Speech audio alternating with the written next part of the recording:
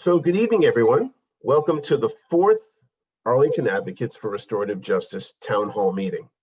My name is Lauren Epstein, and I'm going to be your host tonight. Thank you for joining us. Allow me to introduce your interviewer and my friend, Andy Shallal. Andy is an Iraqi-American artist. He's an activist and entrepreneur. He is best known as the founder and CEO of our very own restaurant, bookstore, and performance venue, Busboys and Poets. Andy is a philanthropist, and he ran for mayor of Washington, D.C. Andy will be interviewing our civil rights expert, Dr. Chavis Jr. Charles is the assistant professor of conflict resolution and history and the founding director of the John Mitchell Jr. Program for History, Justice, and Race at the Jimmy and Rosalind Carter School for Peace and Conflict Resolution at George Mason University. Before joining the Carter School, Charles served as the museum coordinator for the Lillie Carroll Jackson Civil Rights Museum in Baltimore. Dr. Chavis is a historian whose work focuses on the history of racial violence and civil rights activism and Black and Jewish relations in the American South. He speaks about the ways in which the historical understandings of racial violence and civil rights activism can inform current and future approaches to peace building and conflict resolution throughout the world. Please know that we are video recording this event, which will be posted to YouTube. You are welcome to enter your questions by clicking the Q&A button. Every few minutes or so, we're going to pause and have you as guests ask our interviewer questions. Thanks for being here, and let's begin. Andy, you have the floor. And you'll just need to unmute yourself. Can you hear me?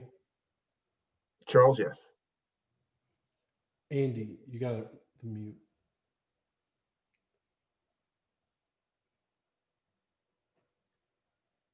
Let me just make sure that he can unmute himself. Oh, he can't. Okay, now you can. Okay, here we are. Thank you so much. Thank you, Lauren. I appreciate you inviting me to be part of this, and I'm always excited to be with you, and of course with Dr. Charles Chavis.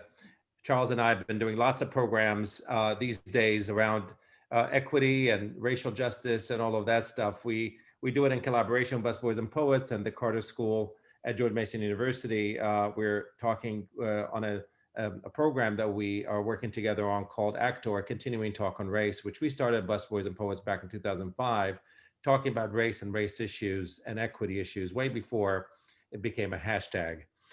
So it's really exciting to be part of this. And I got introduced to restorative justice working with Coleman McCarthy. Coleman McCarthy, of course, used to write a column for the Washington Post and has a peace studies program that he had put together. And I started working with him, assisting him in teaching. I was a teacher assistant for him because I wanted to learn so much about what he does that I volunteered to be a teacher assistant for him at the School Without Walls and got to know him really pretty well. And then I learned that he was going to prisons to talk to people that are imprisoned about the idea of restorative justice and talking to them about peace, about conflict resolution, about these things. And it was really fascinating to see the transformation people were undergoing just by being in that kind of a environment. I know Arlington has been really at the forefront on this issue of restorative justice. It's very exciting to actually have a restorative justice vision that Arlington has put together.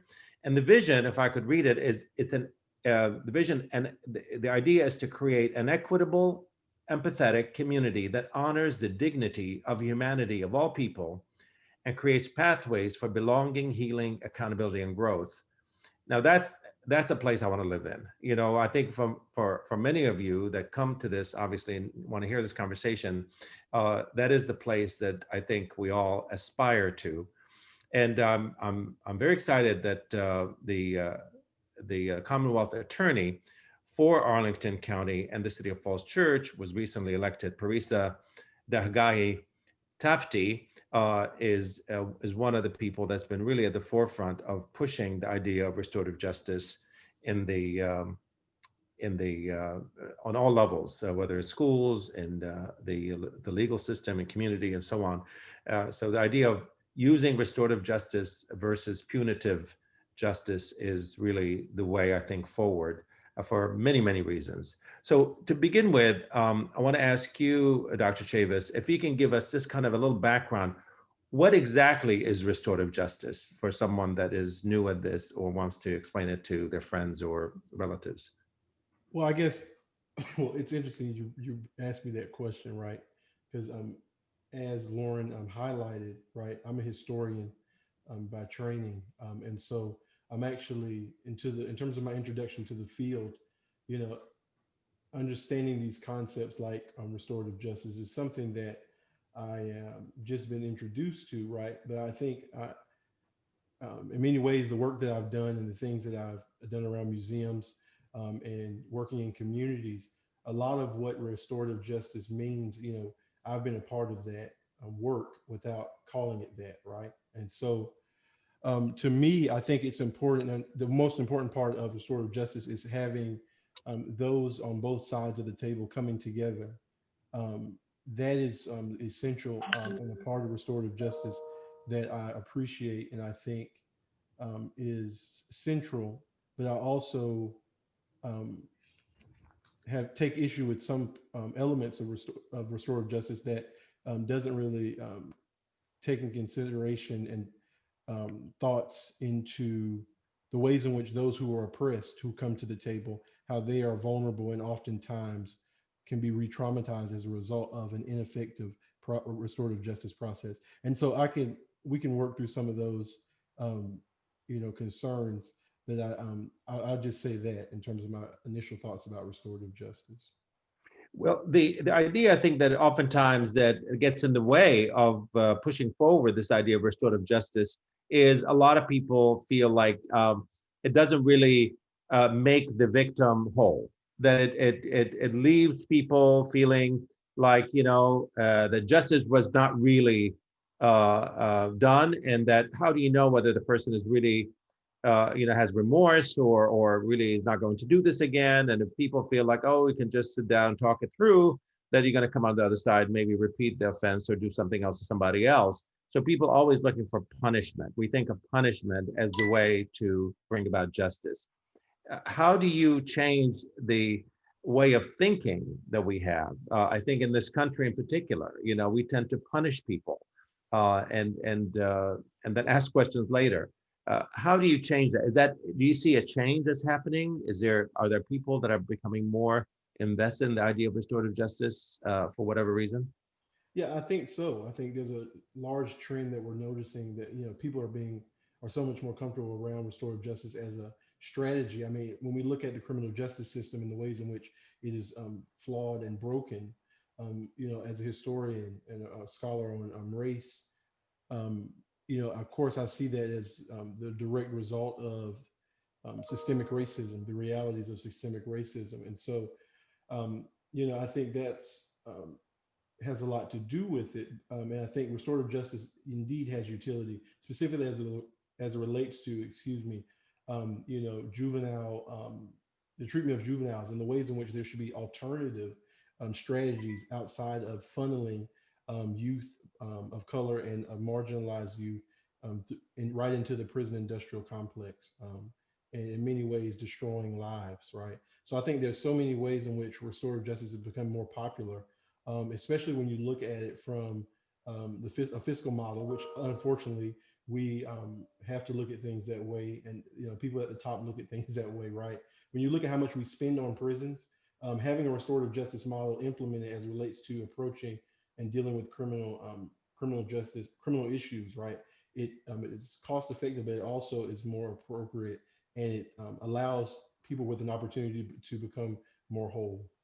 Yeah, I was reading that it's 8 times cheaper actually than sending somebody to prison or through the court system. It's 8 times cheaper to go through the restorative justice process. For many of us, I think the model that's oftentimes used for restorative justice is truth and reconciliation. And I'm not sure, I'm not an expert in restorative justice, but Is that an idea that is kind of similar to what you're talking about, the idea of truth and reconciliation, as we saw, for instance, in South Africa, and as we see now taking some traction here in the United States as well? Yeah, so I think that you're onto something there, right? And so I was just reading the chat. Let me focus. So yeah, I think you're onto something there with your question around that, right? And we all point to the South African model of the Truth and Reconciliation Commission.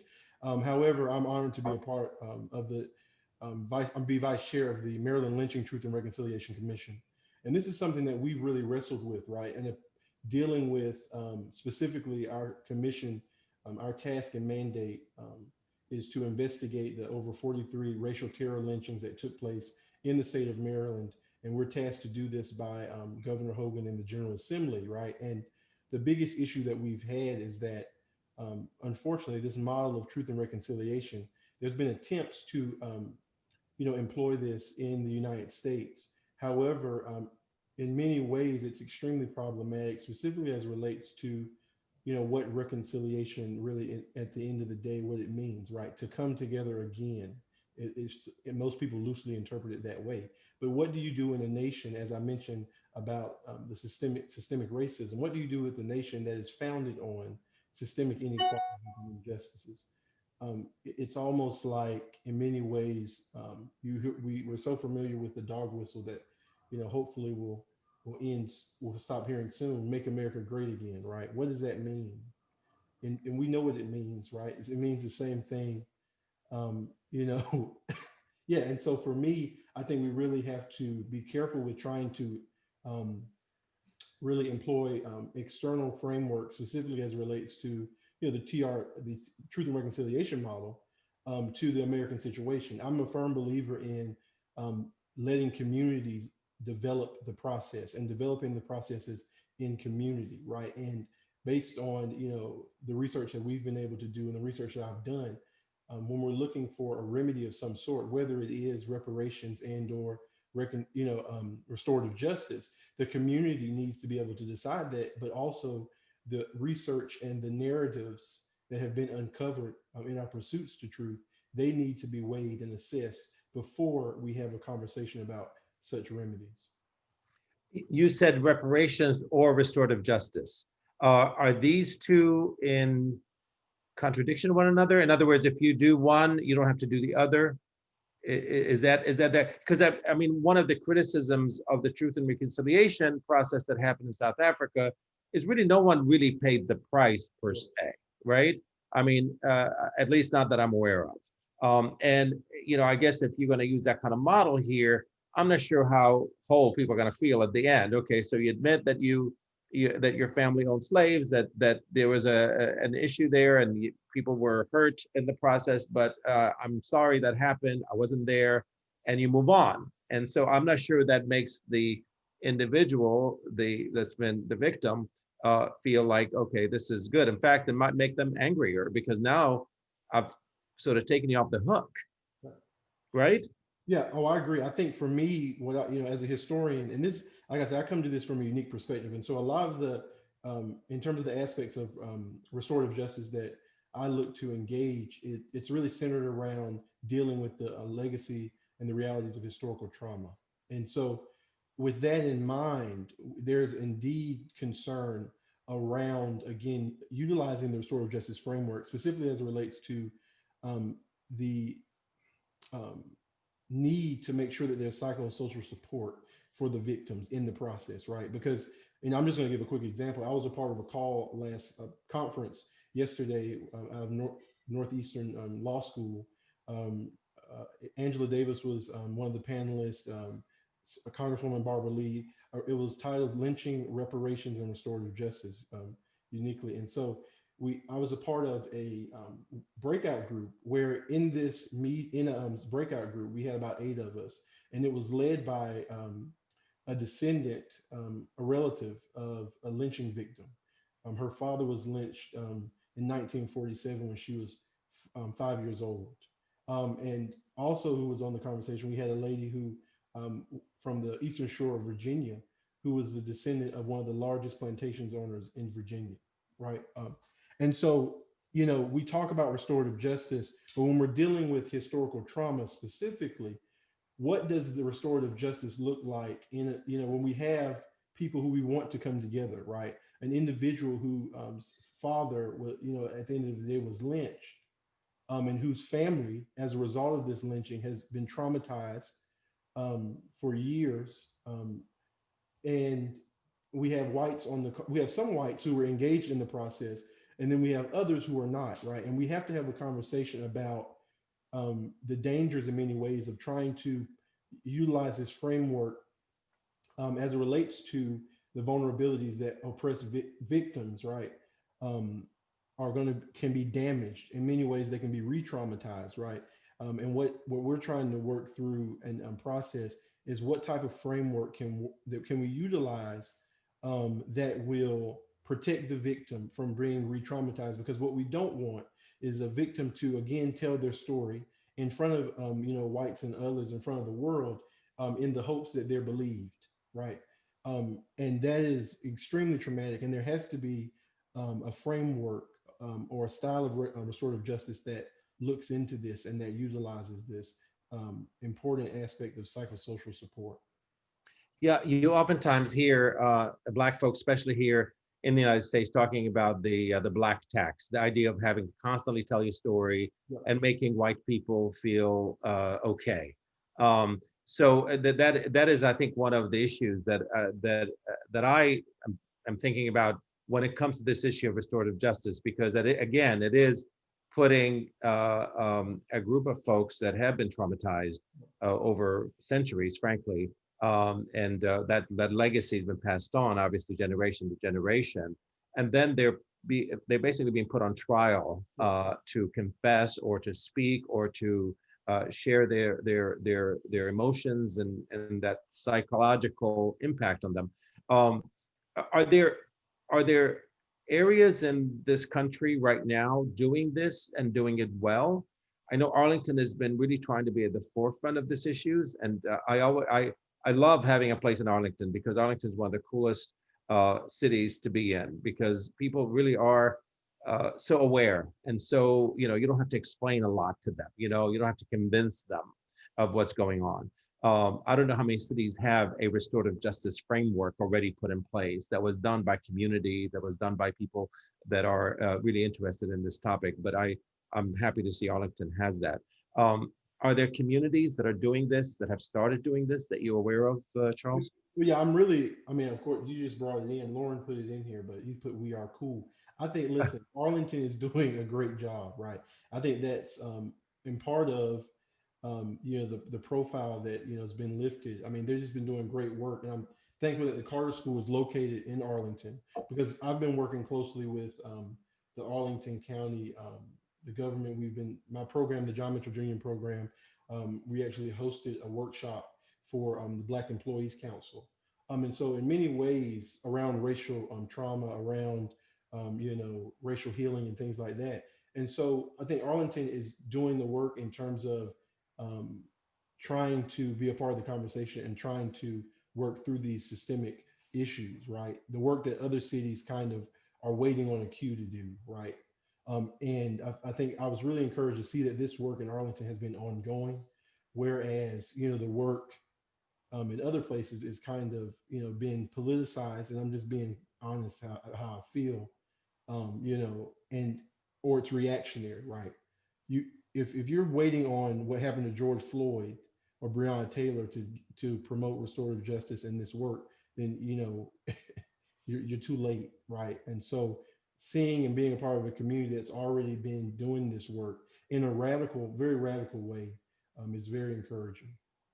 Yeah, I mean, I think a lot of people are late to the game, but people want to come. They want to be part of this, and they want to be part of the change. Oftentimes, we tend to not allow for enough slack for people, especially people that are coming late to the party, and we tend to push them aside. And I think the idea of restorative justice is a good entry point for people to start this conversation sometimes. Andy, I'm sorry. I'm gonna. Oh, I think we're gonna do that, but I just want to give one big shout out to Jamie Raskin, the congressman from Maryland, who introduced the idea of the Lynching Truth and Reconciliation Commission, and has actually put forward an award of $300,000. Isn't that correct, Charles? So basically, the commission that I'm a part of, the Maryland Lynching Truth and Reconciliation Commission, we applied for a grant from the Department of Justice that what came through legislation in the form of the Emmett Till cold case investigation. Mm. And Jamie Raskin was monumental in getting that passed, as was a number of congressional leaders. And so the commission that I'm a part of, the Maryland Lynching Truth and Reconciliation Commission, applied for that grant to investigate the over 43 cases of racial terror lynchings in the state of Maryland under the civil rights law that was passed to investigate these racial terror lynchings and murders, which is really unique because our lynchings, in terms of the time and the scope, they end in terms of the document lynchings in 1933. And the case is really centered around what we call the classical civil rights murders of the classical phase of the civil rights movement. So beginning with Emmett Till and onward. In terms of the whole concept of historical trauma, this is, very powerful. And we're thankful to get this award. It's kind of surprising, to be honest, under this climate, to get this from the DOJ, but we're indeed honored. There are good people still in government, so it's not everybody is bad, So it's good to see that. Lauren, go ahead, please. Oh, and many of the good people in government live here in Arlington. Yes, Absolutely. I just wanted to say thank you so much. So I wanted to just open it up for questions. This is our first kind of question break. So you in the audience, if you want to ask Charles a question, please type it in the chat, and Charles will.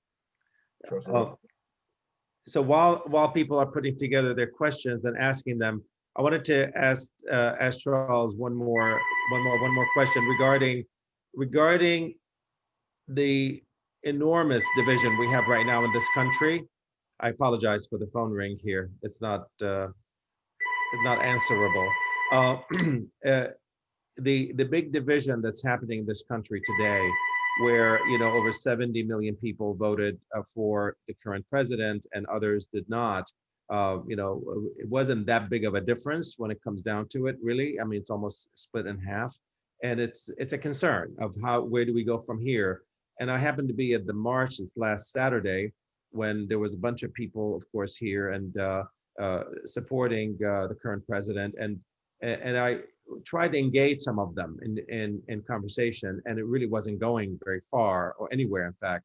And I'm trying to figure out, how do we heal after this huge divide that we're going through right now? How do we come together as a country? Is there an opportunity for this type of truth and reconciliation process? Is that a process that can be used nationally to bring us together? Is that one of the purposes for this? So that's a low. I mean, I would say no. In terms of truth and reconciliation, no. What we really need at this moment, I think what's going to be required, is a truth and transformation framework or plan, right? Where justice is the goal. I think in America, based on dealing with the youth who have really led this movement and the interracial coalition that has led this movement in terms of what we've seen in the midst of this pandemic.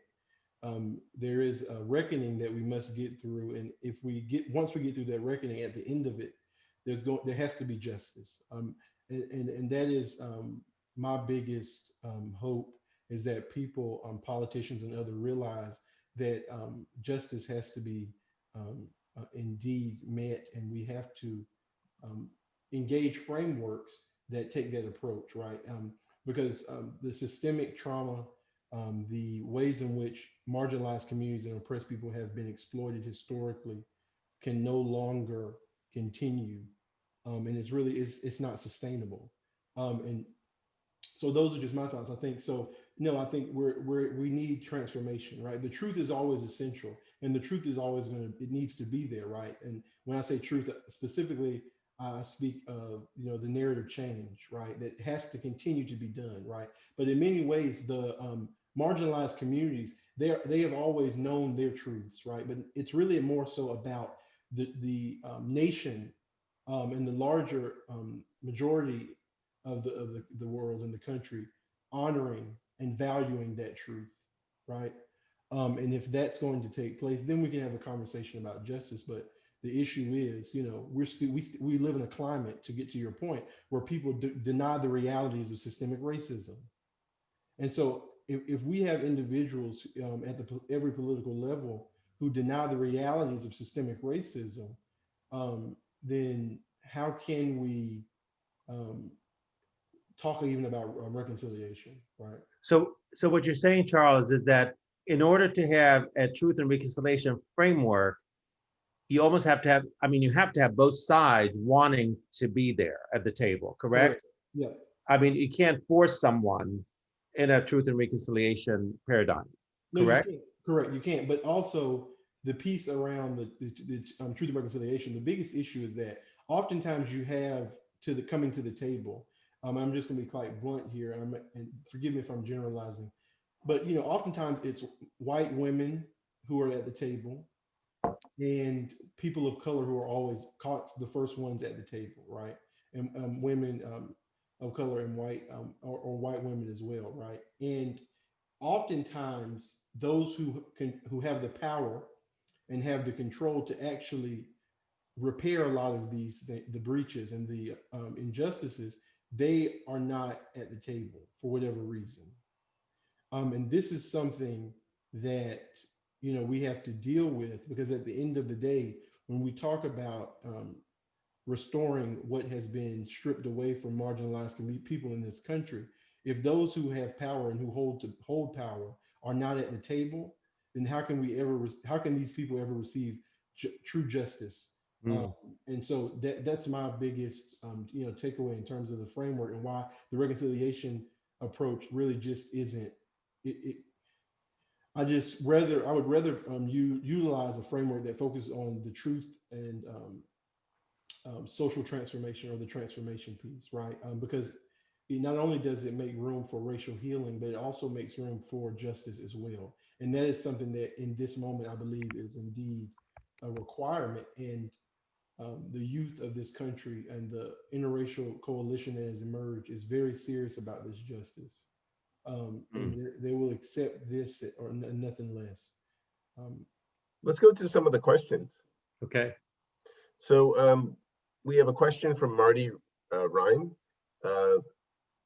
Have you had specific experiences using the truth and reconciliation process? If so, what was the outcome? Great question. Yes. So my introduction, well, actually, it's interesting because one of my mentors is Naomi Tutu, who's the daughter of Archbishop Desmond Tutu. We met at Vanderbilt University in school there, and she's been a mentor ever since. And so I've been introduced to the framework very early in my career. And so it's interesting, just knowing that that's my mentor and still having the type of pushback I do with the framework speaks to how I feel about it, specifically as it relates to its utility in the United States, right? And so with the establishment of the Maryland Lynching Truth and Reconciliation Commission, right? That's something that our commission, in terms of my introduction and application of the framework, that's something that we struggle with and wrestle with early on. And as we begin to talk to victims who have suffered, and we begin to look at the records and the materials that we've been able to glean in the ways in which state, local, and municipal governments were complicit in these acts concerning racial terror. And then we look and see that there's a socioeconomic gap and there's a systemic effect dating back to these specific episodes, right? And when we look at the individuals, the names of families and the individuals of old who were named in some of these lynching cases, we see that they still in many ways hold power in the same cities over the Black communities in which they oppressed, and the Black communities that were dismantled as a result of these cases, right? And so with that, we feel that the Truth and Reconciliation model in this in our work is really not as appropriate. Even though that's our name, I'm confident that we are really centered around a justice-centered approach, and reconciliation is going to be difficult. I think it'll always be difficult when you have individuals who hold a semblance of power, and they are forced or approached with the task of admitting that or giving up the privileges that they have obtained as a result of the systemic racism and systemic inequalities that have propped, in many ways, them up and their families up. So, thank you, Charles. One other question from, forgive me, I'm having a hard time seeing, but it's Galila. In your opinion, Charles, what can the younger generation, i.e. Generation Z, do to become more involved or become associates, advocates for restorative justice, if possible? Yeah, well, I think they have to be brought in terms of, part of the process. I mean, the biggest issue I see as a historian in terms of this work is the lack of connection between the elders, if you will, of the civil rights movement, and that the group specifically that has really bolstered and supported this current movement, the current phase of the freedom struggle, and that really is represented in the leadership of Black Lives Matter and of Black women, and I think part of the issue is this, that the youth need to be involved and need to lead this, right? And I think this speaks to my specific issue and concern around making sure that justice is done, and that a true restorative and powerful transformative restorative justice model has serious power brokers at the table with the communities in which they have historically and continuously oppressed, right? I think youth would be more inclined and be ready to go to work if the model that was utilized really centered on having those that empower being a part of the process, and seriously to be a part of the process. Because what they don't want is to have more like-minded, and progressive whites who, in many ways, are all on the same page, right? Or others who agree, right? Who may have problems working through some of these issues, but they're there and they're listening. But at the end of the day, if they don't hold any power and can't make any decisions, the only thing that they can do is tell their families and their community and continue to work with them and bring them into the process. But outside of that, when you don't have those in power and engaged, it can be extremely problematic, and in many ways it can be damaging to the victims who are continuing to be oppressed. I wanted to interject for a moment, and Lauren, you can ask the next question. Is it possible, especially in terms of racial dynamics in this country, is it possible to have buy-in on the idea of truth and reconciliation without first outlining what would justice look like? In other words, it's one thing to have individuals that have been harmed, and for people to negotiate with individuals. It's another thing when you have the systemic process that's been going on in this country, the systemic discrimination that's been affecting especially Black people in this country. So how do you come out? How do you have to have something at the end, a carrot, basically saying that come to the table, we're gonna use this as an opportunity to grow as a society and as a community, but at the end, there will be some sort of restoration there. It's not just truth and reconciliation out of nothing. It's actually truth, reconciliation, and restoration. So that element of restoration is oftentimes not in the conversation at the beginning. And I think that makes people more hesitant in coming forward because they feel like you're just going to just suck it out of them and they're going to get nothing in return. So is that something that you feel is necessary in order to move forward on this issue of truth and reconciliation?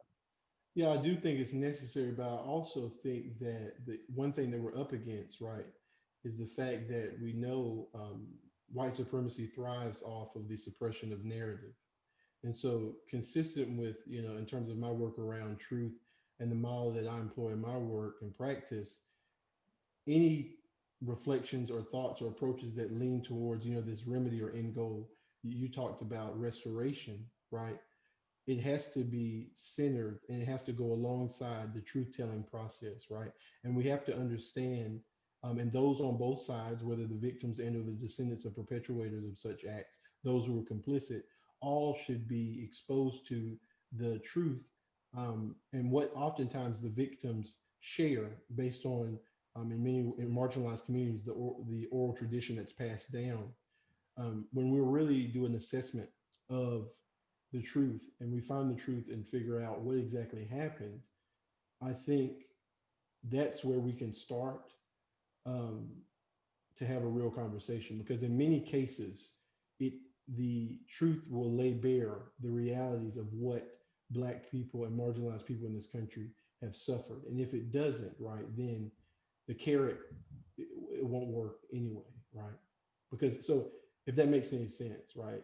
Well, do you really think people don't know what the truth is at this point? I mean, I can understand in at another time when you don't have access to a lot of information and so on, but there's so much out there. There's been so much that's out. The only way I can think that someone doesn't know is if they choose not to know. So those people that choose not to know, you can't really bring to the table to convince them about this issue, right? I mean, they've already closed their mind to this idea. So, or they're going to say, people just exaggerating this or making stuff up or whatever is the issue. So, how do you, I guess I'm back to that same question. How do you convince people to come to the table? How do you convince people that they need to be part of the solution?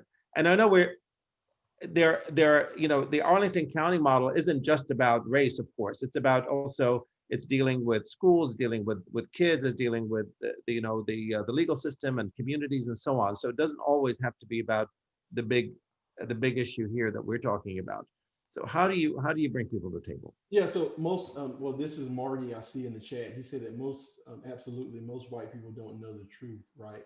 And so for me, Okay. I think that, right, the truth piece of it, I mean, it's just so essential. But at the end of the day, to your point, it's one thing to know the truth, right? And this is the issue that we're up against. And when you talked about the fracture within this country that's represented in the election, this is really what we're getting at, right? Is the fact that many whites and on the other side of the aisle, if you will, believe that racism does exist, right? But they don't believe in systemic racism, and they don't believe it because they feel in many ways that the country, the systems and principles of this country are too pure, to and so as a result of that, right? And so the question around, whether or not the truth is, so people believe like the truth piece of it is not the concern, is not my biggest concern as it relates to individual and anecdotal, as I've heard before, cases where people say, oh, my father was lynched, so-and-so was murdered, the county took this part of my land, etc. Right? In many ways, people are quick to acknowledge those specific truths, but the more difficult truth to acknowledge is that there was a system in play from the jump that has allowed these things to continue to perpetuate. Right. If we are to have a conversation about those types of issues, and that that truth is what I think is the biggest fear, and I think that's what people don't want to embrace, because that means that in many ways the privileges that people have obtained now become suspect. Of course. Yeah. That's big. That's big. I mean, obviously. Are there any questions, Lauren, that you want to bring up? There was one other question, but I don't know if Charles has the answer. The question was, where is it? I hope you all are going to invite me back too, Lauren. If there was an RP in Arlington's education systems. From Kathleen. And so I actually, just so we all know, Parisa's here. Welcome, Parisa. And also Liane Rozzell. Liane Rozzell is the person who lives in Arlington. She works for the Andy Casey Foundation. She's been detailed to our county for the last almost year to develop this, and she had good news. So, but the question is, are Arlington schools enacting RPs? Charles, if you can answer that question, can you? No, I cannot. Then I am going to give this question to Liane. So Liane, would you like to unmute yourself and one, share your good news, because there was some good news today, and also address Kathleen's question.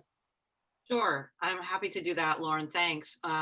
So I've been leading this Restorative Arlington effort, and as Andy just read from our strategic plan at the beginning, our vision, we have been working over the course of a number of months now with a group of people from across the county to really figure out how do we adopt restorative practices across our legal system, schools, and community. We come up with a strategic plan, and just yesterday we presented that strategic plan to the county board, and they accepted it. And so that's the good news. The county board is on board, and so we're moving forward. I will answer the question about schools.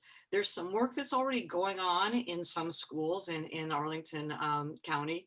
Our schools working group, part of the Restorative Arlington effort, has crafted a vision for what restorative practices look like in schools, and we're working closely with some people in APS. We had APS members, APS folks represented, as well as students, parents, community members in our schools working group, and we think we have a solid plan to move into a model called the whole school restorative justice and education, which is really about equity and about a whole school approach, as opposed to just using restorative justice for discipline issues and things like that. And I think the other thing I want to say, and I'll pass it back to you, Lauren, is in the iteration of restorative justice that we're using, we're taking a step, and I heard Dr. Chavis saying at the beginning his skepticism about restorative justice because it hasn't always taken into account the power imbalances and racial justice and so forth.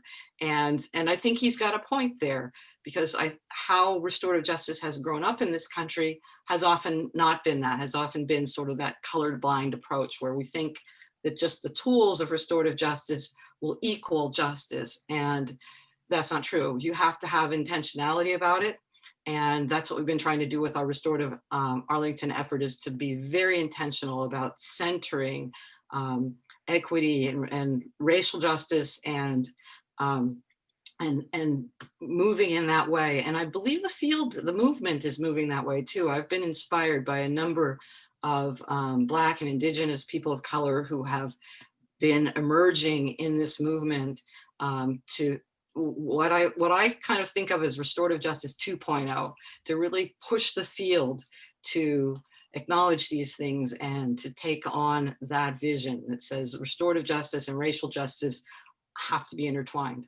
So that's all I'm going to say for now. I wanted to ask you, Liane, something, if you don't mind, while you're still on. I know you went through a big process. You included community members, a few, I think over 100 people were involved in this process that came up with that, with the county proposal. What type of pushback did you get? What kind of things did people say? You know what? I don't want to do this. What's interesting, because we put it out, we put the strategic plan out for public comment for a couple of weeks. We didn't get very many comments back. We only got one pushback comment, and it was from somebody actually Googled this person who's kind of a professional naysayer who wasn't even really responding specifically to the plan, but just sort of the kind of person who, you know, has the skepticism that you mentioned early on, where they think, well, this process doesn't work. And, you know, all the research shows that it does. And so he was just kind of, he made up a hypothetical and was attacking his hypothetical and sort of saying, well, this doesn't work because people will do X, Y, and Z, and showed it wasn't really paying attention. So I can't say that we've actually had serious pushback at this point. It's been amazing to me how many people here in Arlington have embraced restorative justice and restorative practices. So I'm really looking forward to seeing how much more momentum and traction we can get in terms of embedding it in what we do here. Does that surprise you, Charles? Oh, Charles, you're muted. No, it doesn't. I don't know Liane well, but I know that I've connected with her. I'm really honored and excited about the work that she's doing, and so I'm glad that yeah, I'm I glad mean, that does it surprise you that there were very few, if any, people that pushed back on this? I mean, if is Arlington like such an exceptional place that this kind of model, went through without really any glitches, whereas maybe taking it to Fairfax or even further out, it would be very different. yeah, I think it'd be different in Fairfax. Yeah, I think I don't know. I feel like there's a lot of the community in many ways are there's more people willing to come to the table and be a part of the process. And I think when you have that, even in the Deep South and connected with some of the communities that I've worked with, you know, you just don't, it's always, an imbalance, right? And I think in Arlington, you have a unique community in many ways where you have a equal amount or a larger amount of both whites and blacks and others, a representation of people who want to be a part of the process, right? And when you have that, you're oftentimes, the framework will oftentimes work a lot more smoothly than in other places, right? But I think, again, it's going to be dependent upon the unique dynamics and aspects and the institutions within those specific communities. Um, and so, yeah, I think, in many ways, I turn to, Dr. King when he talks about there has to be a mood that's prepared. There has to be a mood before peace can be reached, right? And Mhm. so, in many ways, I think in Arlington, you have a case where the mood was right and things are falling into place, and people were ready and waiting. So Leanne, if I could get back to you again in the process of putting this document together, what did you come up as solutions? In other words, what happens once you have, is restorative justice in of itself enough? I know we talked about the idea of not just the idea of reconciliation, the truth and reconciliation that we talked about, but we talked about restoration here. So restorative is part of the conversation here.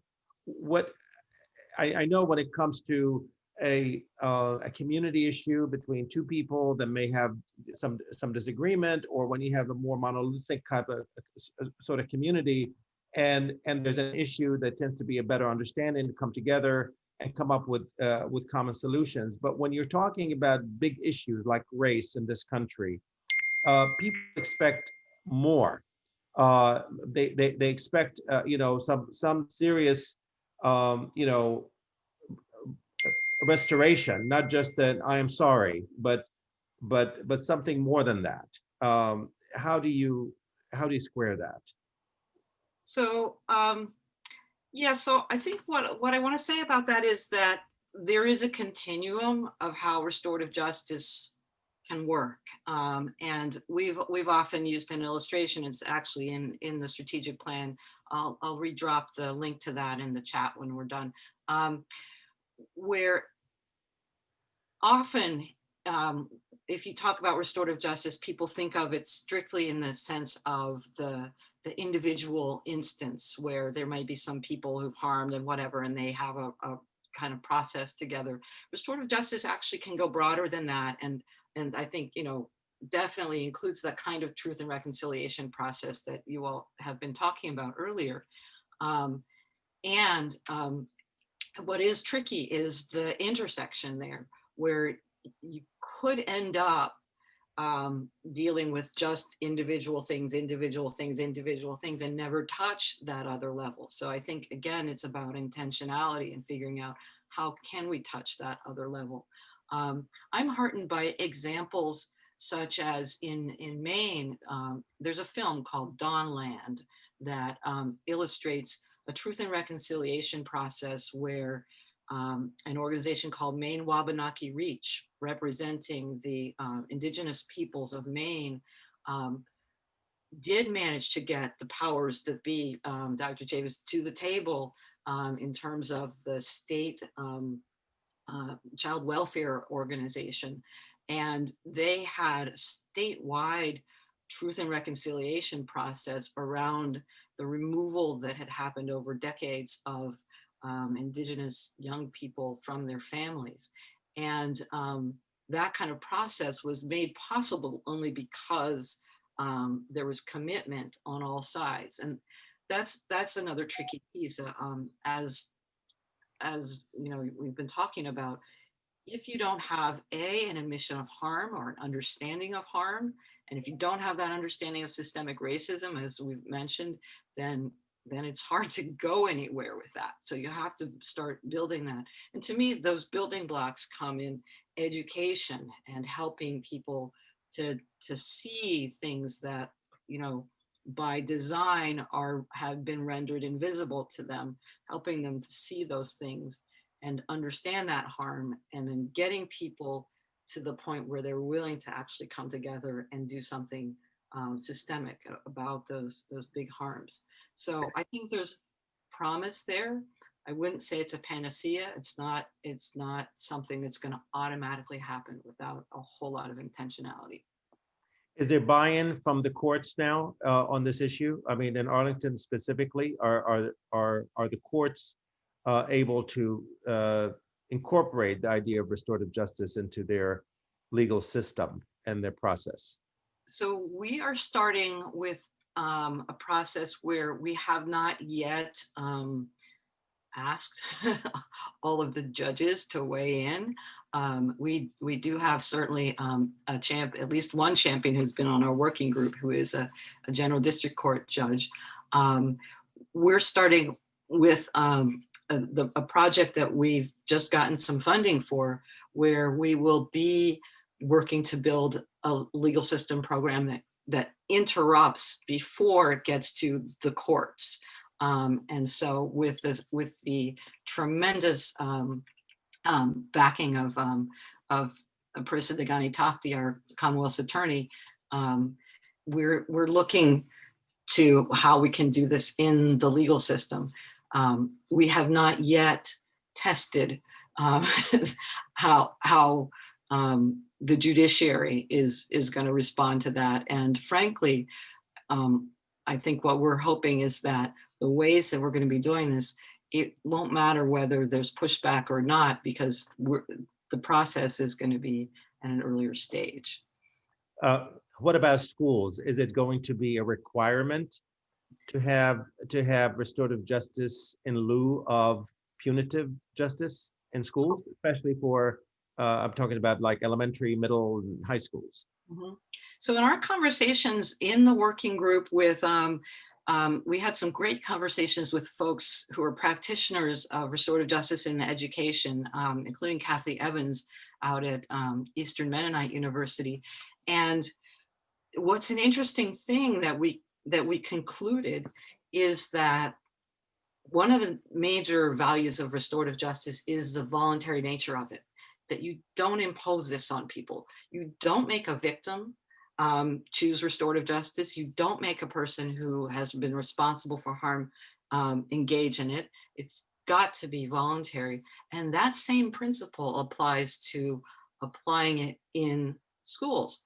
As it happens, the research shows that in school systems where they have made restorative practices mandatory, you still get the pushback and you get lack of fidelity to the practice because people find ways to sabotage it.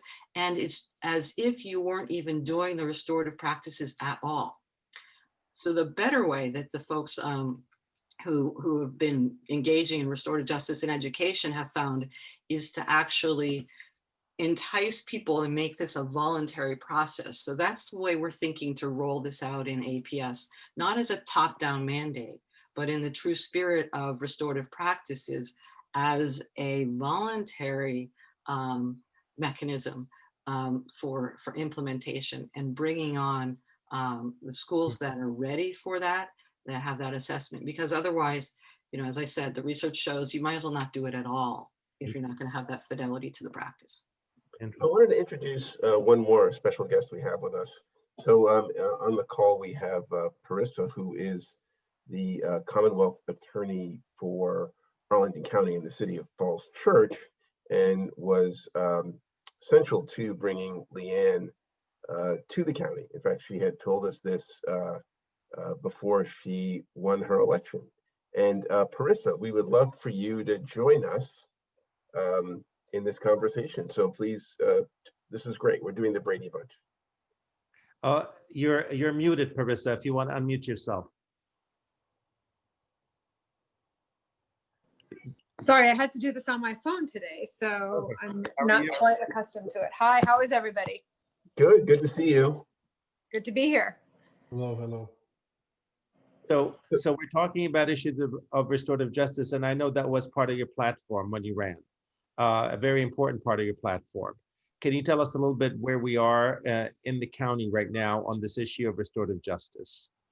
Well, I think Liane pretty much summed it up with, we have the buy-in for the strategic plan from the county board, and we are actually doing test cases in the Commonwealth Attorney's Office, trying to start building capacity. And what's important to me is that we get this process rolling, that we have a racial and socioeconomic equity lens to make sure that we are not only doing reforms for already privileged populations, and that we leave it open to as many kinds of cases as possible. The whole reason why I wanted to bring restorative justice was because I myself am a survivor, and I did not report because I felt very uncomfortable with the legal system. And it's been, important to me throughout my career, even while on the defense side, even while doing innocence work, to make sure that the victims and harmed parties are heard and respected. And this is one of the ways in which I think that we are bringing true listening to victims, and a way that we are truly raising their voices so that they can have, more autonomy and more power over how they heal and what happens to them. And then it also is, of course, an opportunity for people who have done harm to not only deal with the things that caused them, to do harm to begin with, but also to transform and to do sorry, as Liane has often said. So those are the things that are really important, for me in this process. So Arlington has been at the forefront of this, which is great, and thank you for all the work that you do to make this. I know you were at a conference in Richmond and meeting other Commonwealth attorneys. What is the sense from the rest of the state and other jurisdictions on this issue of restorative justice? Is there an interest in having this go beyond just Arlington, which we've already decided is the most amazing place in the world? So it's a pretty amazing place, I'm not gonna lie. It's the coolest place. The coolest place. That's right. I'm sorry. I've talked to a few folks about it. I think, a lot of people are waiting to see. I mean, there's definitely interest. Some people are more passionate about restorative justice than others. And I think I'm one of those folks who's on the extremely passionate side. But I think that a lot of folks are watching us to see what we do and how it plays out. And I think we could end up being, really like laying out a playbook for folks. And not just elsewhere in the Commonwealth, but around the country. Once we do it, because I know we'll do it right, I think it'll be a blueprint. What's the pushback that you get from your cohorts, folks that are in your position in other jurisdictions who may oppose this? What is the main thing that they say, the reason why they don't want to do this? Well, I think that the two main objections are actually misconceptions.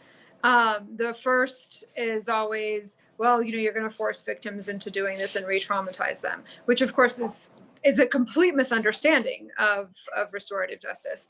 The whole point of it is to actually honor victims more. And to make sure that we do that, my office has been conducting victim listening sessions. And so we're actually trying to, we've only had one so far, but we're going to continue having them in order to make sure that we've incorporated the voices of victims at the start and in the formation of the program. The second, excuse my kids. They don't quite realize mom is on a call. We're practicing restorative justice. And we practice restorative justice a lot with them. And I think the other misconception is that it's somehow a get out of jail free card. And of course, it can often be used in lieu of incarceration, but it can also be used in addition to a normal process and at different stages and as a part of the normal process. But it's just, takes on more of a restorative lens. And I think what also people don't understand is that sometimes, I mean, the reason why it is sometimes used in lieu of or as a way of reducing incarceration is because it works. I mean, if you look at the studies and then you look at the meta studies, what you see consistently is, 20, 30, 40, 50% reductions of recidivism, depending on whether you're comparing it to traditional diversion or if you're comparing it to absolutely nothing and just pure incarceration. So, if you're looking at it in terms of, will this person continue to do harm? And we lost you, Parisa. Yeah, you froze.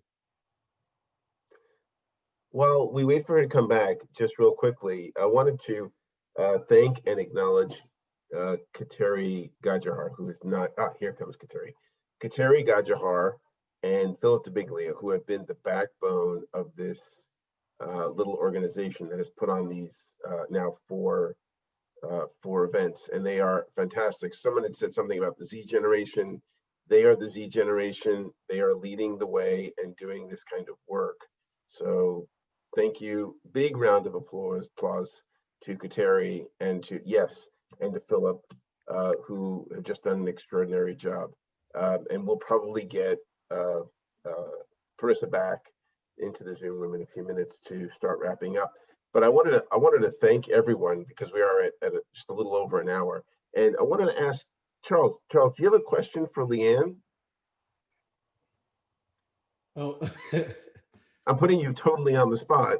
well, yeah, I think for me, I'm really encouraged by the, as a museum educator who worked in Baltimore City, I want to know more about, and I appreciate also the approach that you all are taking in the schools specifically. And this is where I think the practice is so essential. But again, based on what I've seen, and heard about things in Baltimore and these approaches in Baltimore, the issue is making sure that people are committed to the process. And so in listening to that piece of it, I think it all goes back to the ways in which those in power, how much are they bought into the process, and how are they going to enforce this in terms of the ways in which it's implemented within schools, right? And so I'm glad to say that Arlington is taking that approach in terms of schools, but I just see it as being so valuable in the school systems. But the concern again is that if you don't have those in power committed to the process, in many ways enforcing it and making it be the same way that they have to submit attendance, they have to be committed to this process, right? It's like, that's the biggest issue. This is not optional, right? And that's the biggest concern that I have. But I guess I wanted to get your thoughts on the ways in which we can encourage administrators of in secondary, elementary ed, right, to buy into this practice and enforce it, right? If that makes, and that, I don't mean the scary enforce piece, right? But just like, putting it at the top of their agendas, the way they do prioritize other things. But go ahead. So I think a big way to do that is educating them about what it is, what it means, how it aligns with the goals that they have. And we know our schools are under so much pressure to, have high test scores and this and that and the other thing, right? And so one of the people that we've been working with, so I'll say this, we've been working with with highly placed people in APS. And next, let's see, December 2nd, we'll be presenting to the admin council for the whole school district. So that's all the administrators. And so we're going to help them understand what this RJE is and how it aligns with APS's vision, mission, and values, which it clearly does, and work with them to see how it's not like another. I think the biggest pushback around the school piece, and to answer Andy's question, I think one reason we haven't had a lot of pushback is that we haven't yet started the sort of like rubber hits the road piece of implementation, which is where I think pushback will come. By the way, I just got a text from Parisa who says she lost her Wi-Fi. So one of the things that we will be doing is trying to help them see that this is not adding yet another thing on top of a huge burden of things. So that, I think, is where a lot of pushback comes in the school situation. We've been in touch with someone who's excellent at implementation of these things, Yazzie Jackson from Washington, DC, who's been working with schools in DCPS on this. And part of his mode, which we're hoping that we'll be able to import into APS, is around an assessment process that looks at, okay, what's going on in the schools anyway, and how can we support some of the good work that's going on and help make that better. So I think that's really how we do it, make it so that it's a no-brainer.